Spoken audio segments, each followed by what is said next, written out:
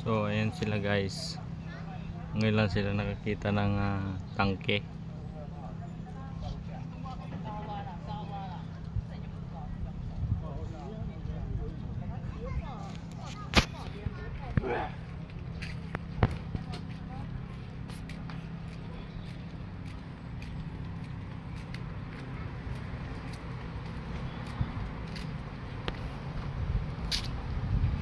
Yan, yung mga ungas, yung mga lugad nagpipicture-picture. Yan, silang daw yung gagamitin nilang cellphone na pagpicture para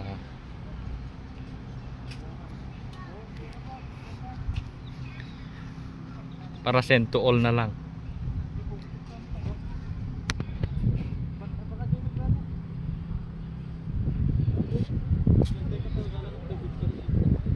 Siya lang picture naman diyan.